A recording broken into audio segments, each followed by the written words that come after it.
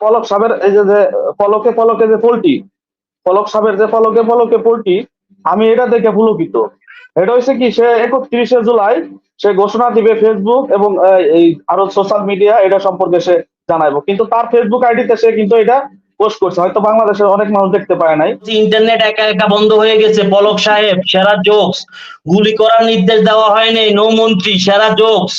এবং আজকের ঘটনা শেখ হাসিনা নিজেই খুনিদের বিচারের জন্য আল্লাহর কাছে বলতেছেন। পলক সাহেব দুইবার দুইটা হিসেবে বলছে যে হাত জোড় করে অনুরোধ করছে, এবং প্রধানমন্ত্রী আমাদের টিপস দিয়েছে ব্যাংকে টাকা পাঠানো, আপনাদের টাকা সেফ থাকবে। তাই আমাদের ভালো মন্দ আমরা অনেক বুঝি, আমাদের অনেক ক্ষতি সত্ত্বেও আমরা কিন্তু রেমিটেন্স পাঠানো বন্ধ করিনি। মাননীয় প্রধানমন্ত্রী শেখ হাসিনা, আপনি ক্ষমতা দিয়ে কি করবেন? আপনার শত মানুষের শত শত মায়ের বুক খালি করেছেন, শত শত মায়ের কান্নার রোল থেকে আপনি বাঁচতে পারবেন? আপনি অভিশাপ থেকে বাঁচতে পারবেন? ডিবি যে হারুন সাহেব বাতের হোটেল থেকে যে তাদেরকে একটু আগে খাওয়াইছে, আপনি যে খবরটা বলছেন, তারা একটু আগে তাদেরকে খাওয়াইয়া যে এখন যে স্টেটমেন্ট দিছে, এটা দেখেন আপনি, যদি তারা এখন যে স্টেটমেন্ট যদি না দেয়, ওই যে দেখেন আপনি নুরুর অবস্থা দেখেন, বিপি নুরের অবস্থা দেখেন, তারেকের অবস্থা দেখেন, আরো যারা আছে তাদেরকে স্বীকার উক্তি দেওয়ার জন্য পা উপরে বাইন্দা এমন পিটান পিটাইছে সে আজকে, এটা সবারই জানা। তো অতএব মনে করেন এটা দেখে আপনি আপনি আজকে এই যে পলক সাহেব দেখেন, পলক সাহেবের এই যে পলকে পলকে যে পোলটি, পলক সাহেবের যে পলকে পলকে পোলটি, আমি এটা দেখে পুলকিত। এটা হচ্ছে কি, সে 31শে জুলাই সে ঘোষণা দিবে ফেসবুক এবং এই আরো সোশ্যাল মিডিয়া এটা সম্পর্কে সে জানাইবো, কিন্তু তার ফেসবুক আইডিতে সে কিন্তু এটা পোস্ট করছে, হয়তো বাংলাদেশের অনেক মানুষ দেখতে পায় নাই। সে 31শে জুলাই ফেসবুক বা ইউটিউব সম্পর্কে, সোশ্যাল মিডিয়া সম্পর্কে সে জানাইবো, সে এটা 28 তারিখে তার ফেসবুকে দিয়ে দিছে। আচ্ছা দেখেন, তার নেত্রীর কাছে আসি এবার, যে তার যে নেত্রী, সে 53 বছরে তার কথায় কথায় সংবাদ সম্মেলন করতে গেলে বোধে মানে ক্যামেরা দেখলে চোখের পানি আটকায় রাখতে পারে না। তার বাবা হত্যা, তার এই পুরা পরিবার হত্যা করা হয়েছে। আপনি কি মনে করেন এই পর্যন্ত যতগুলো মায়ের বুক খালি করা হয়েছে, আপনি জোর করে নিয়ে 2-1 লাখ টাকার চেক ধরাই দিয়ে দিলেই কি সান্ত্বনা হয়ে যাবে গা? আর আরেকটা কথা বলি মনির ভাই, দেখেন আমরা প্রবাসীরা যারা এখন এই যে বলছি যে রেমিটেন্স দিব, আমার মা আজকে 2 দিন ধরে হাসপাতালে। আমি আপনি কালকে ওটা শুধু আসছিলাম, কিন্তু আমি বলিনি, আজকে বললাম। এরা কি আশা করে, এই প্রবাসীদের কাছ থেকে আশা করে কি আশা করে?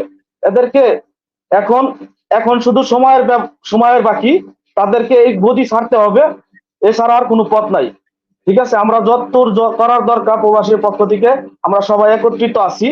রেমিটেন্স আপনার মা হাসপাতালে, আপনাকে রেমিটেন্স মানে টাকা পাঠান নাই চিকিৎসার জন্য? না না না না, আমার বাড়িতে যা আছে, আমার বাবা আছে, ভাই আছে, অতটুকু ওইরকম পর্যায়ে যায় নাই যে রেমিটেন্স পাঠাতে হবে। যদি মনে করি যে ওই যে বলছিলাম এর আগে, যদি তারা শহীদ হয়ে যায়, আমি মনে করবো এই ছাত্রছাত্রীদের সাথে তারাও যেন শহীদ হয়ে গেছে।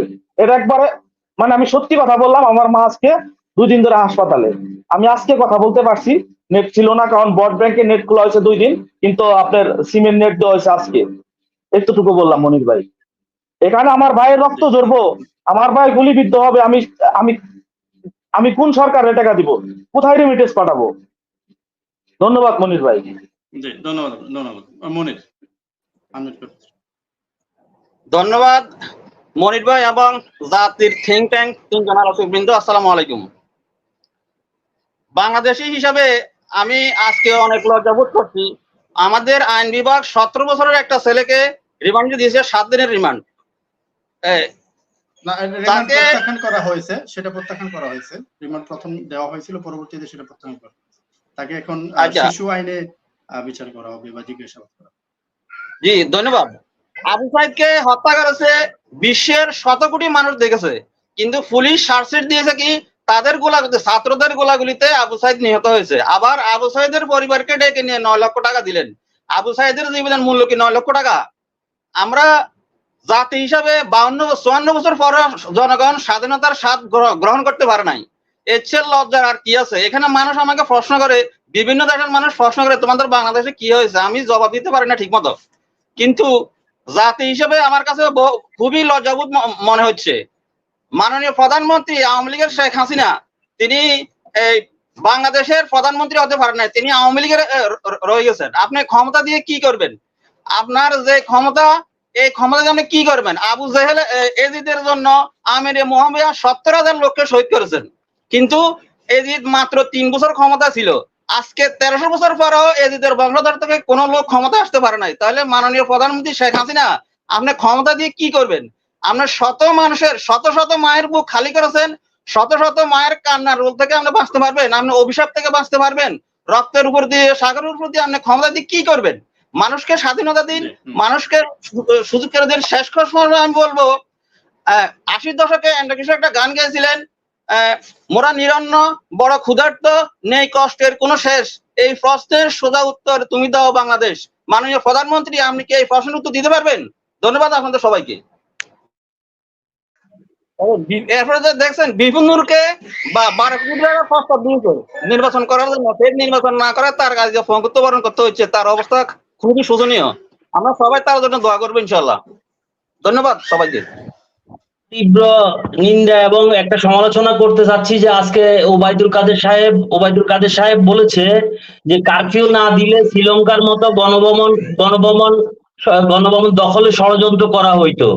আমার প্রশ্ন হচ্ছে, আপনি আপনার জায়গা বাঁচানোর জন্য কি সেনাবাহিনী নামিয়েছেন? যে আপনি কি কারফিউতে এসেছেন? আপনি কারফিউ দিয়েছেন, সেনাবাহিনীকে সাধারণ ছাত্রছাত্রী এবং জনগণের সামনে দাঁড় করিয়েছেন কেন? আপনি কারফিউ দিয়ে তার মানে কি আপনি কি জানেন শ্রীলঙ্কার ইতিহাস? শ্রীলঙ্কা যখন প্রবলেম শুরু হয়ে গেছে তখন 2 মাস শ্রীলঙ্কার প্রবাসীরা রেমিটেন্স দেয় নাই। পরবর্তীতে যখন সমাধান হয়েছে তখন তারা পুনর্নির্মাণের জন্য প্রবাসী রেমিটেন্স দ্বারা পুনর্নির্মাণ করেছে শ্রীলঙ্কাকে। আজকে শ্রীলঙ্কার অবস্থা ভালো। তাহলে আপনি যদি শ্রীলঙ্কার সাথে তুলনা করেন, তাহলে আজকে বাংলাদেশে আপনাদের এই পরিস্থিতি, আপনার শ্রীলঙ্কার প্রবাসী রেমিটেন্সদের মতো আমাদের বাংলাদেশের রেমিটেন্স যোদ্ধারা বাংলাদেশকে পুনর্নির্মাণ করবে, আপাতত রেমিটেন্স পাঠাবে না। এখন আমার কথা হচ্ছে যে মনির ভাই উনি উনার টপিকস রেখেছেন যে শাটডাউন, রেমিটেন্স শাটডাউনের কি? রেমিটেন্স শাটডাউন ইতিমধ্যে সফল। কারণ হচ্ছে যে পলক সাহেব হাত জোড় করে প্রবাসীদের কাছে ভিক্ষা চাচ্ছে, তা আর কি বলার আছে? Remittance already remittance shutdown already সফল বলে আমি আমার পক্ষ থেকে মনে করি। এ হচ্ছে অবস্থা। এখন আমি কলিমুল্লাহ সাহেবের কাছে আমি প্রশ্ন করব, তার আগে আমি একটা ইতিমধ্যে সাম্প্রতিক যে ঘটনাগুলো ঘটে গেছে এর মধ্যে সেরা জোকস গুলো বলে যাই। সেরা জোকস গুলোর মধ্যে একটা হচ্ছে যে হেলিকপ্টারে পানি দিয়েছি, গুলি নয়, শেখ হাসিনা। তারপরে বলছি ইন্টারনেট একা একা বন্ধ হয়ে গেছে, পলক সাহেব, সেরা জোকস। গুলি করার নির্দেশ দেওয়া হয়নি, নৌমন্ত্রী, সেরা জোকস।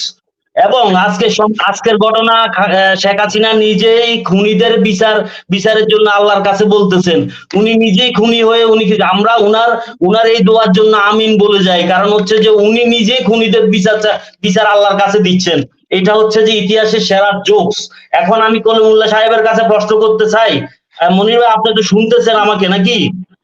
জি জি, হ্যাঁ শুনতে পাচ্ছি, বলেন। হ্যাঁ, আমার প্রশ্নটা হচ্ছে যে আজকের এই খুনি সরকার, স্বৈরাচারী সরকার ক্ষমতা ছেড়ে যদি না যায়, তাহলে কি আমরা কি ফিলিস্তিনের দিকে আগাচ্ছি আর ইসরায়েলের ভূমিকায় ভারত?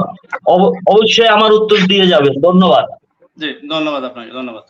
মুস্তাফিজ সাউথ কোরিয়া থেকে আনমিউট করে প্রশ্ন করুন। মুস্তাফিজ। আসসালামু আলাইকুম মনির ভাই, ধন্যবাদ এবং বিজ্ঞ প্যানেলিস্টকেও ধন্যবাদ, এবং যারা এই হত্যাযজ্ঞের শিকার হয়েছে তাদের আত্মার মাগফিরাত কামনা করি, আল্লাহর কাছে দোয়া করি। দেখেন, আমরা আমাদের সূর্য সন্তানেরা একটা দেশ দিয়ে গেছে এবং এই দেশটাকে টানছে প্রবাসীরা এবং গার্মেন্টস শ্রমিকরা। তা আমরাই সবসময় অবহেলায় রয়েছি। আজ এয়ারপোর্ট থেকে শুরু করে সব জায়গায় আমাদের হয়রানি করা হয় এবং আমাদের জন্য অনেকগুলো নিয়ম করা। যেমন আমরা যদি একটা জায়গায় 2টা মোবাইল নিয়ে যাওয়া হয়, তার জন্য আমাদের ট্যাক্স পে করতে হয়। তারপরে ব্যাগ পাওয়া যায় না, কত তারপরেও আমরা রেমিটেন্স শাটডাউন দেইনি, কারণ আমরা দেশকে অনেক ভালোবাসি, আমাদের পরিবার থাকে। এই ঘটনার প্রেক্ষিতে আপনি 5-6 দিন ইন্টারনেট বন্ধ রাখলেন। একটা অনুষ্ঠানে একটা ছেলে এসে বলছে তার আম্মা মারা গেছে, সে খবরটা জানতে পারলো না। তারপরে কি হলো, আমাদের টাকা দিয়ে আমাদের ছোট ভাইদের উপর গুলি চালাচ্ছে। সুতরাং আমরা যে কর্মসূচি হাতে নিয়েছি, ইনশাল্লাহ আমরা যতদূর পারি চেষ্টা করবো। কারণ এইসব শহীদি ভাইদের সাথে, আত্মার সাথে আমরা বেইমানি করতে চাই না। আমরা জানি মানুষের ক্ষতি হবে বা ইয়ে হবে, কিন্তু আজ পলক সাহেব 2টা হিসেবে বলছে যে হাত জোড় করে অনুরোধ করছে এবং প্রধানমন্ত্রী আমাদের টিপস দিয়েছে ব্যাংকে টাকা পাঠানো, আপনাদের টাকা সেফ থাকবে। তাই আমাদের ভালো মন্দ আমরা অনেক বুঝি, আমাদের অনেক ক্ষতি সত্ত্বেও আমরা কিন্তু রেমিটেন্স পাঠানো বন্ধ করিনি। সুতরাং বর্তমান পরিস্থিতিতে ইনশাল্লাহ আমরা জি রেমিটেন্স পাঠানো বন্ধ রাখবো যতক্ষণ সম্ভব হয়, এবং আমরা একটা নতুন বাংলাদেশের অপেক্ষা আছি। আল্লাহ আমাদের সহায় হন, সেই দোয়া করি। আসসালামু আলাইকুম।